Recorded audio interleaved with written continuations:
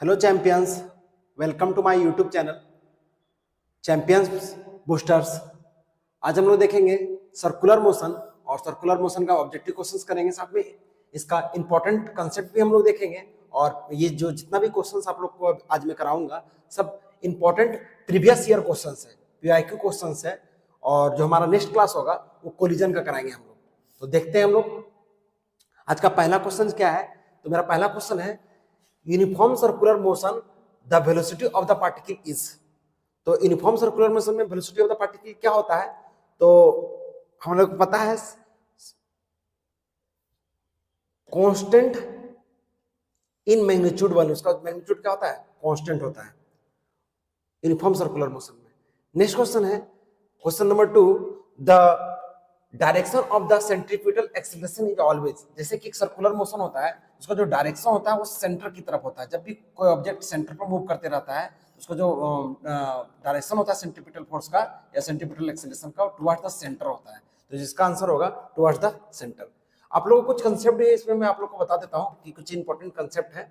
जैसे कि circular motion में जो होता है वो आपका जो एक होता है टेंजेंशियल वेलोसिटी और टेंजेंशियल एक्सीलरेशन होता है, और एक सेंट्रीपिटल एक्सीलरेशन होता है। इसको बोलते हैं एटी और इसे बोलते हैं एसी। ठीक है। अब कुछ फार्मूला भी होता है, जैसे v बराबर होता है ओमेगा क्रॉस आर, एसी बराबर होता है v square upon r, centripetal force बराबर होता है m into ac. That means m into ac का मतलब समझ रहे हैं आप, m v square upon r. अच्छा, और भी फॉर्मूला होता है, एंगुलर एक्सीलरेशन बराबर होता है, तो वो होता है D omega upon D T. Okay. अच्छा, ओमेगा बराबर क्या होता है? तो ओमेगा बराबर होता है D theta upon D T. इसको बोलते हैं एंगुलर वेलोसिटी। ओमेगा को क्या बोलते हैं? Angular velocity. इसको क्या बोलते हैं? Angular acceleration. ठीक है। ये आप लोग इंपॉर्टेंट क्वेश्चंस है, आप लोग ये सब एक बार जरूर रिवीजन कर लें। नेक्स्ट क्वेश्चन है question number 3, the expression for centripetal acceleration is. तो सेंट्रीपिटल एक्सीलरेशन का कौन सा एक्सप्रेशन सही होगा? तो देखिए ये आपको एसी बोलते हैं, क्या बोलते हैं? Centripetal acceleration, v square upon r. तो जो एसी का जो फॉर्मूला होगा सेंट्रीपिटल एक्सीलरेशन का, वो सी नंबर होगा। अब ये सारे कंसेप्ट को रिवीजन कर ले और क्वेश्चन को बनाते चले। नेक्स्ट क्वेश्चन है हमारा क्वेश्चन नंबर 4। क्वेश्चन नंबर 4 है, देखते हैं क्वेश्चन नंबर 4 क्या है। The force responsible for the circular motion. कौन सा फोर्स सर्कुलर मोशन के लिए रिस्पॉन्सिबल होता है?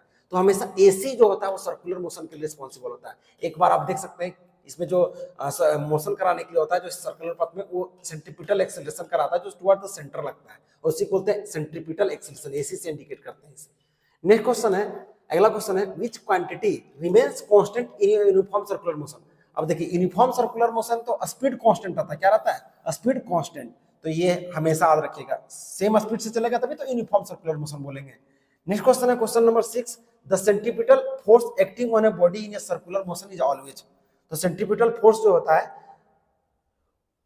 देखिए एक्चुअली सेंट्रीपिटल फोर्स जो होता है वो अंदर की तरफ लगता है, और एसी भी अंदर की तरफ। तो सेंट्रीपिटल एक्सीलरेशन भी अंदर लगता है। सेंट्रीपिटल एक्सीलरेशन लगता है तो फोर्स कहाँ लगेगा?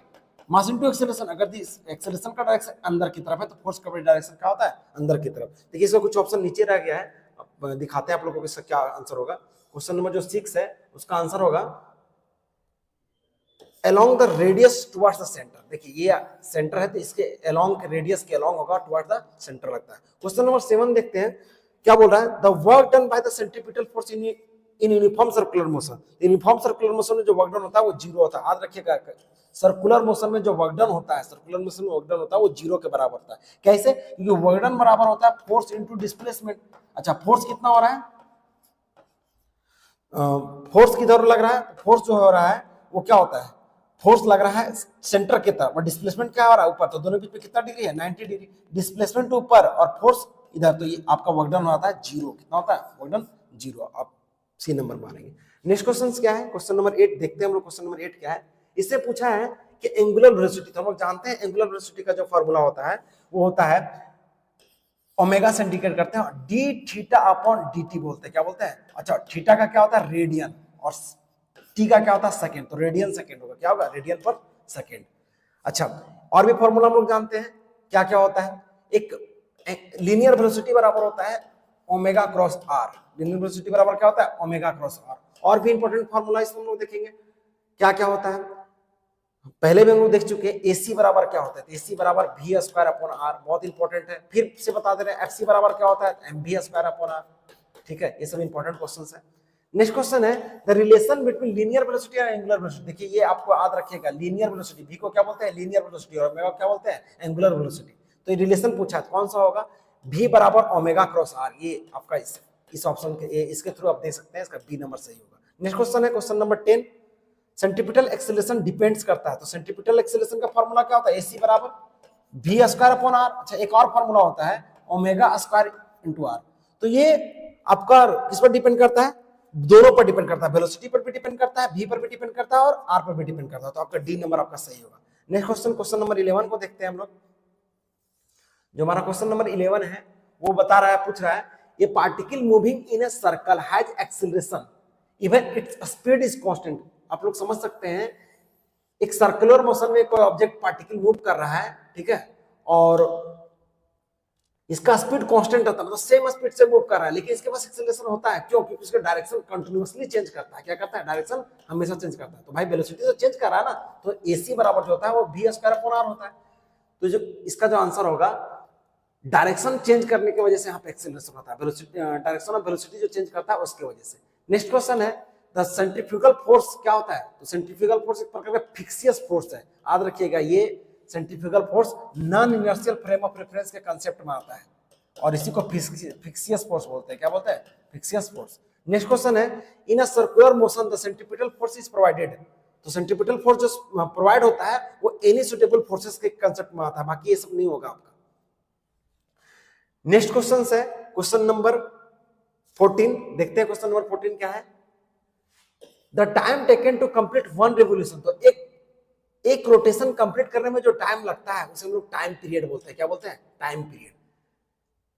ठीक है, एक कंप्लीट रोटेशन करने में जो टाइम लगता है उसको टाइम पीरियड कहते हैं। नेक्स्ट क्वेश्चन है the relation between time period and angular velocity. तो हमें याद रखिएगा omega is equal to 2π/t होता है।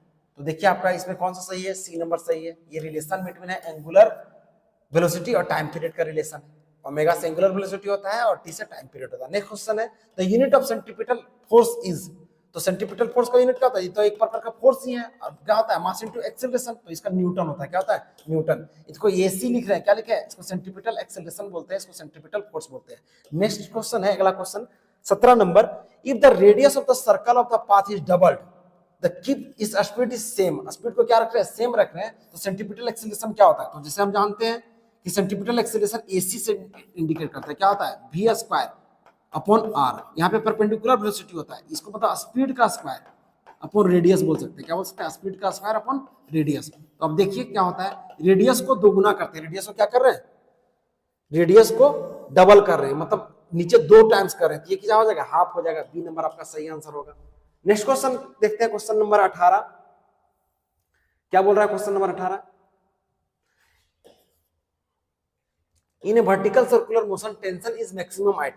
वर्टिकल सर्कुलर मोशन में टेंशन मैक्सिमम होता है किस पॉइंट पर, तो याद रखिएगा लोएस्ट पॉइंट पर। वर्टिकल सर्कुलर मोशन इस प्रकार से होता है, यहाँ पे होता है मैक्सिमम टेंशन होता है, क्योंकि एमजी भी नीचे लगता है और सेंट्रीफ्यूगल फोर्स भी नीचे होता है। इसका जो होता है लोएस्ट पॉइंट पर। नेक्स्ट क्वेश्चन है क्वेश्चन नंबर 19। क्वेश्चन नंबर 19 को देखते हैं। देखिए ये सब अच्छे अच्छे क्वेश्चंस में आते हैं, बहुत अच्छा कंसेप्ट। आपको ऐसा क्वेश्चन नीट में भी देखने को मिलता है कभी कभी, तो आप लोग इसके कंसेप्ट से भी देख सकते हैं। ऐसे the minimum speed at the top of the vertical circular motion. मान लिया जिस तरह से वर्टिकल सर्कुलर मोशन है, तो टॉप पर कितना मिनिमम वेलोसिटी होता है, हमेशा याद रखिएगा √g(r) के बराबर होता है। किसके बराबर होता है, √g(r) के बराबर होता है। Banking of a road is done. Banking, road को जो मोड़ा जाता है, मतलब थोड़ा सा ऊंचा किया जाता है, किसकी वजह से, क्या किया जाता है, तो avoid the resilience of on friction. तो फ्रिक्शन पर डिपेंडेंसी घटाने के लिए क्या करते हैं हम लोग, उसको थोड़ा सा बैंक कर देते हैं, हल्का सा टेढ़ा कर देते हैं। नेक्स्ट क्वेश्चन नंबर 21 देखते हैं हम लोग। Safe banking of A friction between tyres and road should be. Safe कब होता है, तो जब फ्रिक्शन मैक्सिमम लगता है। फ्रिक्शन क्या होता है, मैक्सिमम लगता है, तो सेफ होता है आपका चलने के लिए। नेक्स्ट क्वेश्चन है क्वेश्चन नंबर 21 सॉरी 22 जो हमारा क्वेश्चन है वो पूछ रहा है the force acting on a body moving on a horizontal circle. किसी हॉरिजॉन्टल सर्कल में फोर्स लग रहा है, कौन सा फोर्स लगता है, सेंट्रीपिटल फोर्स लगता है। नेक्स्ट क्वेश्चन है the angular momentum of particle in circular motion. तो एंगुलर मोमेंटम क्या होता है, जीरो होता है क्या, नहीं जीरो तो नहीं। अच्छा देख लेते हैं क्या होता है, टॉर्क बराबर होता है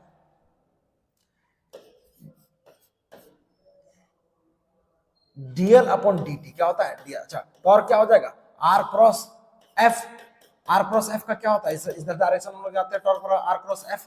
तो आर क्रॉस जो एफ होगा वो हो जाता है जीरो, क्योंकि आर और एफ सेम डायरेक्शन में होता है। आर और एफ क्या होता है, सेम डायरेक्शन। तो टॉर्क जीरो है, टॉर्क क्या है जीरो, तो मोमेंटम कांस्टेंट होता है। याद रखिएगा एंगुलर मोमेंटम हमेशा कांस्टेंट होता है।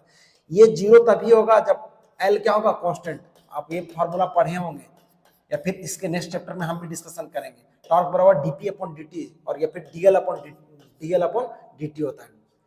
नेक्स्ट क्वेश्चन है in uniform circular motion the linear momentum is. The linear momentum क्या करता है, तो हमेशा चेंज करता है। देखिए एक्चुअली वेलोसिटी हमेशा चेंज करता है, तो लीनियर मोमेंटम क्या करेगा, चेंज ही ना करेगा। वेलोसिटी अभी क्या है आई कैप जे कैप में है, फिर क्या है माइनस आई कैप में है, फिर क्या है माइनस जे कैप में है, फिर क्या है पे प्लस आई कैप में है। तो वेलोसिटी चेंज करता है तो मोमेंटम भी चेंज करेगा। नेक्स्ट क्वेश्चन है centripetal force always acts. Centripetal force कहां लगता है, तो ऑलवेज फ्रॉम सेंटर ना टुवर्ड्स द सेंटर लगता है, सेंटर की तरफ लगता है, टुवर्ड्स सेंटर लगता है सेंट्रीपिटल फोर्स। जब भी लगता है तो सेंटर की तरफ लगता है, ध्यान रखिएगा सेंट्रीपिटल फोर्स कहां लगता है, सेंटर की तरफ लगता है। नेक्स्ट क्वेश्चन है क्वेश्चन नंबर 26।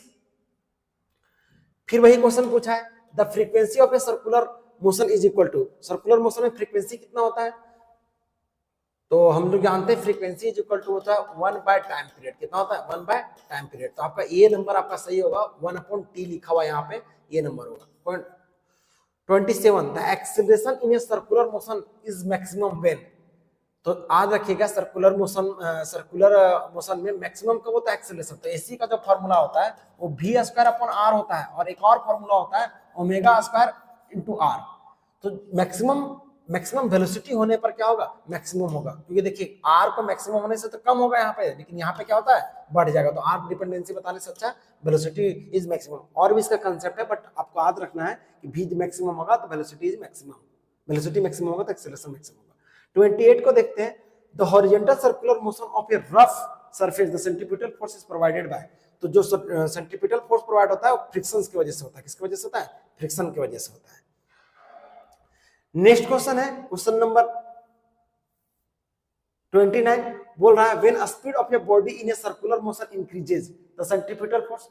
अगर दी स्पीड ऑफ योर बॉडी को क्या करते हैं, इंक्रीज करते हैं, तो सेंट्रीपिटल फोर्स क्या करेगा, इंक्रीज करेगा। क्योंकि अगर दी हम लोग जानते हैं स्पीड को इंक्रीज करा देंगे तो क्या होता है एसी बराबर स्पीड का स्क्वायर इंटू आर, यही ना होता है v²/r। तो स्पीड का स्क्वायर, तो स्पीड को बढ़ाएंगे तो क्या होगा, सेंट्रीपिटल एक्सीलरेशन भी बढ़ेगा।